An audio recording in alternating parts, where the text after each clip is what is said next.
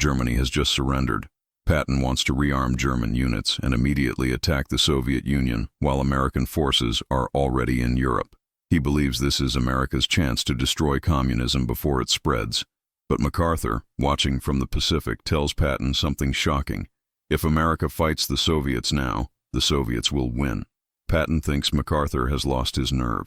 What Patton says in response reveals why America chose not to fight World War III in 1945, why MacArthur's analysis of Soviet strengths was more realistic than Patton's aggressive confidence, and why sometimes the boldest military action is actually the greatest strategic mistake. This conversation between two legendary generals shaped the decision that gave us 70 years of Cold War instead of immediate hot war with the Soviet Union. George Patton stands in defeated Germany in the summer of 1945 with a clear view of what should happen next. Soviet forces occupy Eastern Europe. Stalin is consolidating communist control over Poland, Czechoslovakia, Hungary, and other nations that American blood helped liberate from Nazi Germany. Patton sees betrayal in strategic stupidity. He argues that America has the forces, the momentum, and the moral justification to attack the Soviet Union immediately, destroy communist power, and liberate Eastern Europe before the Soviets can consolidate their gains. Patton's logic is straightforward and, in his mind, irrefutable. American forces are in Europe, battle-hardened and victorious. German units, which just weeks ago were fighting America, could be rearmed and turned against their former Soviet allies. The American military machine is at peak efficiency with overwhelming air power, superior logistics, and combat experience. The Soviet Union, despite its massive army, has suffered enormous casualties defeating Germany. Its industry is damaged, its supply lines are stretched, and its technology is inferior to American capabilities. Patton believes this is a now-or-never moment when American military superiority can win decisively before the Soviets recover and acquire nuclear weapons. The personal element matters to Patton. He despises communism and sees Stalin as evil as Hitler. Patton views the alliance with the Soviet Union as a temporary necessity that should end now that Germany is defeated. He believes that failing to attack the Soviets immediately means accepting communist domination of half of Europe, which makes the victory over Nazi Germany incomplete. In Patton's worldview, fighting the Soviets is not starting a new war. It's finishing the war America is already fighting by defeating the remaining totalitarian threat to Western civilization. Patton makes his case to anyone who will listen. He advocates for his plan with Eisenhower, with visiting congressional leaders, and with journalists. His argument gains some support among those who fear Soviet expansion and who believe that American military power should be used while it's at maximum strength. But most military and political leaders are horrified by the idea of starting World War III just weeks after World War II ends. The American public wants soldiers to come home, not to immediately fight a new war against a different enemy. MacArthur, commanding occupied Japan on the other side of the world, hears about Patton's advocacy for immediate war with the Soviet Union and reaches a completely different conclusion. MacArthur believes that fighting the Soviets in 1945 would be a catastrophic mistake that America would lose. His analysis, shaped by different experiences and a broader strategic perspective than Patton's tactical focus, leads him to warn against exactly the aggressive action that Patton demands. The disagreement between these two generals represents a fundamental debate about American power, Soviet capabilities, and the nature of the post-war world. MacArthur's assessment of why America would lose a war against the Soviet Union in 1945 demonstrates sophisticated strategic thinking that goes beyond Patton's focus on immediate military capabilities. MacArthur identifies several factors that Patton either ignores or underestimates, factors that would make a Soviet war unwinnable regardless of American tactical superiority. His analysis proves more realistic than Patton's confidence, even though it's less emotionally satisfying and harder to sell to people who want simple solutions. First, MacArthur understands that the Soviet Union has advantages that don't show up on conventional military balance sheets.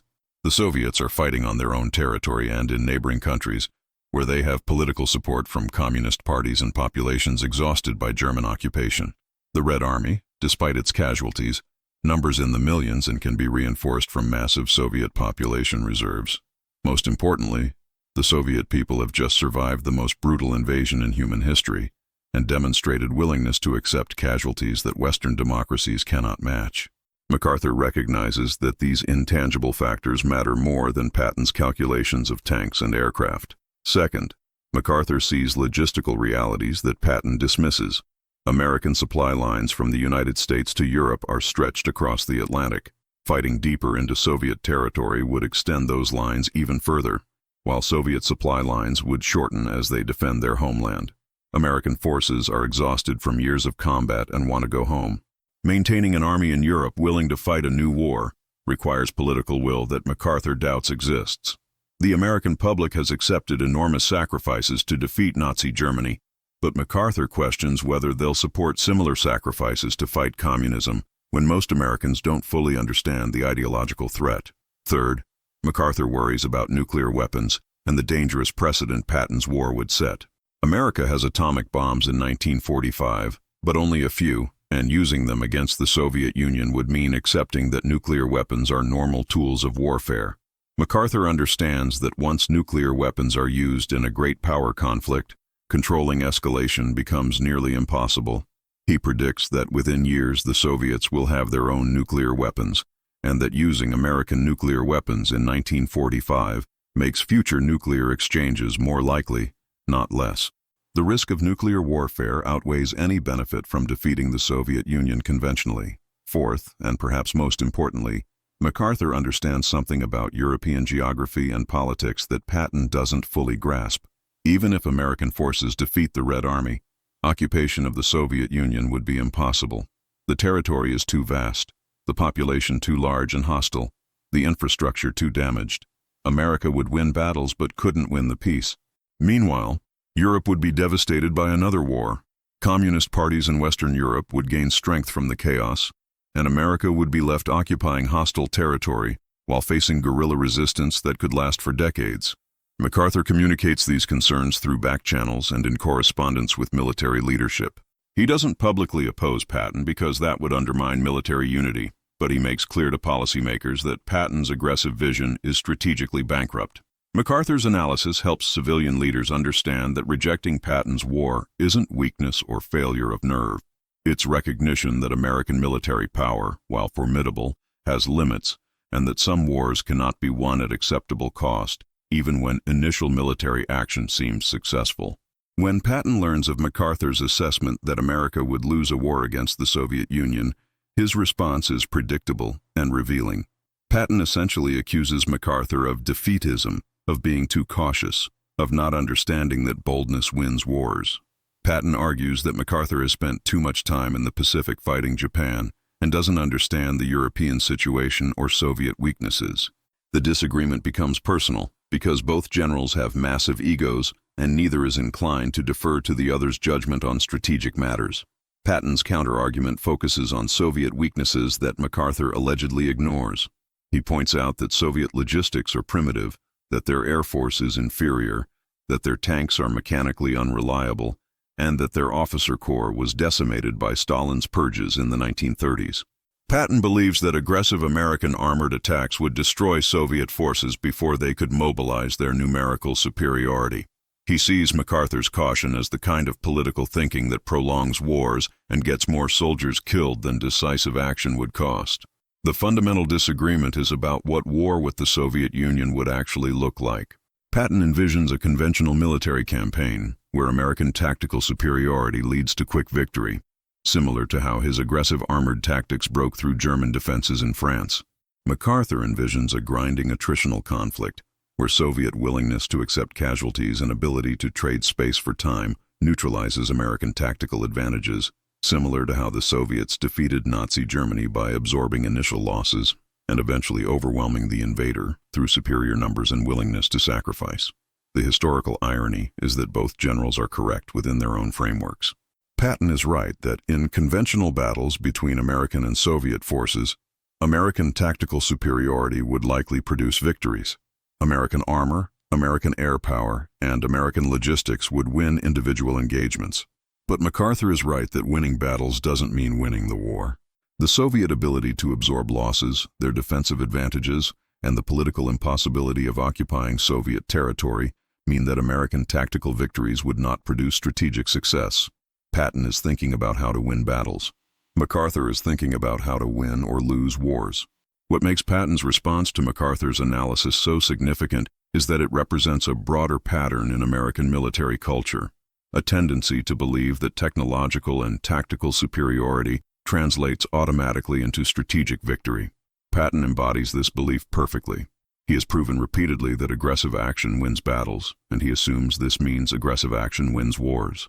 MacArthur, who has experience with longer campaigns and more complex strategic situations, understands that the connection between tactical success and strategic victory is more complicated than Patton believes. This disagreement foreshadows debates that will recur throughout the Cold War and beyond about whether American military power can solve political problems through decisive application of force. History proves MacArthur's analysis more correct than Patton's confidence, though in ways neither general fully anticipated. America doesn't fight the immediate hot war Patton advocates, choosing instead the long Cold War that MacArthur's warnings helped create. And while the Cold War is ultimately won by the United States, the victory comes not through military defeat of the Soviet Union, but through economic and political competition that exhausts the Soviet system over decades. This suggests that MacArthur was right, that military action couldn't defeat the Soviets, even though he was wrong that the Soviets would ultimately win the Cold War. The Soviet Union does exactly what MacArthur predicted it would do if America attacked in 1945. When limited conflicts occur in Korea, Vietnam, and Afghanistan, the Soviets demonstrate exactly the characteristics MacArthur identified: willingness to accept enormous casualties, ability to supply proxy forces over long periods, and capacity to turn local populations against foreign interventions. Every time America tries to defeat communist movements through military force alone, the results validate MacArthur's warnings about the limits of American military power against ideologically motivated opponents fighting on or near their home territory. Patton never lives to see the Cold War develop because he dies in December 1945, just months after advocating for immediate war with the Soviet Union. His death freezes his perspective at the moment of maximum American military advantage and maximum confidence that military force can solve political problems. We can only speculate about whether Patton would have modified his views if he had lived to see Korea, where American forces fought Chinese and Soviet-backed forces to a stalemate despite overwhelming technological superiority. The Patton who advocated attacking the Soviets in 1945 might have been chastened by the realities of Cold War conflicts, or he might have remained convinced that more aggressive action would have prevented those conflicts entirely. MacArthur lives through the Korean War and sees his predictions about Soviet-style warfare validated in brutal detail. Chinese forces, using Soviet equipment and tactics, fight American forces to a stalemate, despite enormous American advantages in firepower and technology. The war demonstrates exactly what MacArthur warned about in 1945, that communist forces can effectively resist American military power by accepting casualties, using political mobilization to sustain long conflicts, and exploiting defensive advantages. Korea proves that Patton's confidence about defeating the Soviets quickly through aggressive military action was misplaced. The ultimate vindication of MacArthur's position comes from the fact that the Cold War ends without the hot war Patton advocated. The Soviet Union collapses in 1991 not because of military defeat, but because its economic system cannot compete with Western capitalism, its political system cannot satisfy its people's aspirations, and its empire cannot sustain the cost of competing globally with the United States. This victory through economic and political competition rather than military conquest suggests that MacArthur understood better than Patton that the Soviet challenge required strategic patience rather than immediate military action. What Patton said when MacArthur warned him the Soviets would win the Cold War was essentially that MacArthur lacked the courage and aggressiveness necessary for victory, that caution gets more people killed than boldness, and that America should use its military superiority while it still had overwhelming advantage. This response represents a philosophy of war that values decisive action and believes that military force is the solution to strategic challenges. It's an attractive philosophy because it promises clear victories and quick resolutions. But MacArthur's response, that fighting the Soviets in 1945 would lead to American defeat regardless of tactical victories, represents a more sophisticated understanding of how military power relates to strategic objectives. MacArthur recognized that some enemies cannot be defeated militarily at acceptable cost, that tactical superiority doesn't guarantee strategic success, and that restraint is sometimes wiser than aggression even when you have the power to attack. This is a harder philosophy to embrace because it requires accepting ambiguity, complexity, and outcomes that feel unsatisfying. The debate between Patton and MacArthur about fighting the Soviet Union remains relevant today because it captures a fundamental tension in American strategic thinking. Should America use its military power aggressively to solve problems while it has advantage, as Patton advocated, or should it exercise restraint and rely on long-term economic and political competition, as MacArthur's analysis suggested? Both approaches have costs and risks. Patton's approach risks starting wars that cannot be won. MacArthur's approach risks allowing threats to grow stronger while waiting for non-military solutions. The personal dimension of this debate matters because it shows how brilliant military minds can reach completely opposite conclusions from the same situation. Patton and MacArthur were both genuinely committed to American victory and defeating totalitarian threats. Neither was cowardly or naive. But their different experiences, different analytical frameworks, and different temperaments led them to opposite recommendations on the most important strategic question of their time. This suggests that strategic decisions are rarely as clear-cut as they appear in retrospect, and that reasonable people can disagree profoundly about the right course of action. The ultimate lesson is that boldness and restraint both have their place in strategy, and knowing which is appropriate requires judgment that goes beyond purely military calculations. Patton was right that sometimes aggressive action prevents worse outcomes later. MacArthur was right that sometimes aggressive action creates disasters that patient competition can avoid. Neither principle is always correct, which means strategic wisdom requires knowing when each applies. The fact that America chose MacArthur's path over Patton's in 1945 and ultimately won the Cold War suggests that restraint was the right choice in that particular moment. But it doesn't mean restraint is always right, or that Patton's aggressive instincts were never valuable. It means that strategy is complicated, and sometimes the general who counsels caution sees more clearly than the general who demands action. What Patton said when MacArthur warned him the Soviets would win the Cold War reveals the difference between tactical boldness and strategic wisdom. Patton wanted immediate war against the Soviet Union, confident that American military superiority would produce quick victory. MacArthur argued that such a war would be unwinnable regardless of American tactical advantages because Soviet characteristics, geographic factors, and political realities would neutralize American strengths. History proved MacArthur more correct, though the ultimate American victory in the Cold War came through economic competition rather than the Soviet military triumph MacArthur feared. The conversation between these two legendary generals shaped America's decision to pursue Cold War instead of hot war, and while that decision condemned the world to decades of nuclear tension, it may have prevented World War III and the devastation that Patton's aggressive confidence would have created. Sometimes the boldest action is restraint, and sometimes the general who says we cannot win a war sees reality more clearly than the general who says we must fight immediately.